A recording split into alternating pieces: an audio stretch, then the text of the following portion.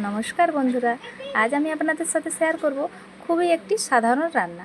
এই সাধারণ রান্না কিভাবে অসাধারণ করা যায় তা এই রেসিপিটি দেখলে আপনারা বুঝতে পারবেন। আজ আমি বানাচ্ছি খাম আলু। আপনারা এই আলুটাকে মেটে আলু বলেও চেনেন। এই আলুটা যখন কাটবেন দেখবেন একটা পিচ্ছল ভাব আছে। সেই পিচ্ছল ভাবটা কাটানোর জন্য আমি একটা ডেকচিতে জল গরম করতে দিয়ে দিয়েছিলাম। জলের মধ্যে সামান্য পরিমাণ হলুদ ও লবণ দিয়ে আমি আলুটা খুব ভালো করে সেদ্ধ করে নেব।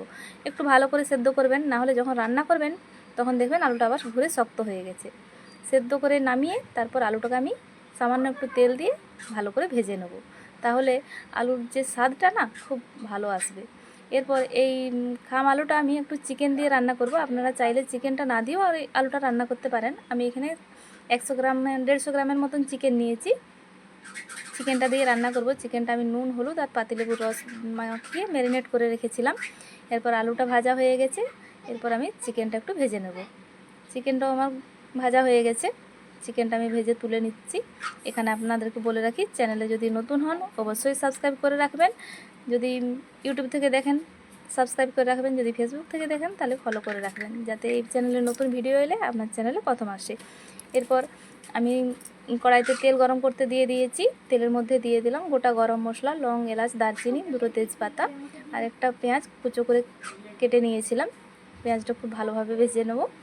একটু বাদামি কালার যখন হয়ে যাবে তখন এর মধ্যে আমি দিয়ে দেবো আদা, রসুন আর জিরের পেস্ট। আদা, রসুন, জিরেটা আমি একসাথে বেটে নিয়েছিলাম। খুব ভালো করে তেলের সাথে মিশিয়ে নেব মশলাটা। খুব ভালো করে যখন ভাজা হয়ে যাবে আমি এর মধ্যে কিছু গুঁড়ো মশলা অ্যাড করব। গুঁড়ো মশলার মধ্যে দিলাম হলুদ গুঁড়ো, লঙ্কা গুঁড়ো আর ধনে গুঁড়ো।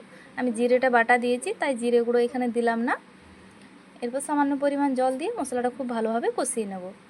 দেখুন, মশলা যত ভালোভাবে কষাবেন রান্না কিন্তু তত ভালোভাবে হবে, টেস্ট খুব সুন্দর হবে। এরপর একটা স্পেশাল মশলা এর মধ্যে আমি দিলাম। এই মশলাতে আছে 2টো কাজু বাদাম, 1 চামচ পোস্ত আর 1 চামচের মতো চারমগজ।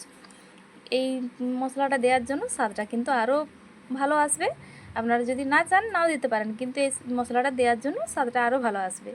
এরপর আমি প্রথমে চিকেনটা একটু কষিয়ে নেব। আলুটা খুব ভালো করে সেদ্ধ করা আছে তাই আলুটা আমি পরে দিচ্ছি। চিকেনটা একটু ভালো করে কষিয়ে নেওয়ার পর আমি ভেজে রাখা আলুটা দিয়ে দেবো। দেখুন, এই আলুর স্বাদটা একটু অন্যরকম। এভাবে চিকেন দিয়ে যদি রান্না করেন এর স্বাদ কিন্তু আবার দ্বিগুণ বেড়ে যাবে। খুব ভালোভাবে মশলার সাথে আমি আলুর আর চিকেনটা মাখিয়ে নেব। দেখতে দেখুন কতটা সুন্দর রঙটা হয়েছে। একবার অবশ্যই বাড়িতে এভাবে বানিয়ে দেখবেন, খেতে অসম্ভব সুন্দর লাগে। পুরো ভিডিওটা দেখবেন, টেনে টেনে দেখবেন না। দেখুন আমার রান্নাটার মশলাটা কষানো হয়ে গেছে। এরপর দিয়ে দিলাম পরিমাণ মতো লবণ আর স্বাদ অনুযায়ী একটু চিনি। এরপর খুব ভালোভাবে আরও একবার মিশিয়ে নেব। আর একবার বলি, রান্নাতে যখনই পারবেন গরম জল ব্যবহার করবেন। রান্নাতে যদি গরম জল ব্যবহার করেন না, রান্নার স্বাদ কিন্তু আরও ভালো বেড়ে যায়। আমি এখানে গরম জল দিয়েছি, খুব ফুটন্ত দিইনি, ঈষৎ উষ্ণ গরম জল ব্যবহার করেছি। দেখুন, আমি গা মাখা ঝোল রাখবো, আপনারা চাইলে এটা কষাও রাখতে পারেন। এরপর সামান্য পরিমাণ গরম মশলা দিলাম। গরম মশলাটা দিয়ে খুব ভালোভাবে নেড়েচেড়ে মিশিয়ে নেব।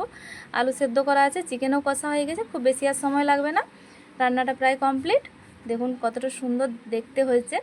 একবার অবশ্যই বাড়িতে এভাবে চিকেন বানিয়ে দেখবেন আর কমেন্ট করে আমাকে জানাবেন কেমন হয়েছে খেতে।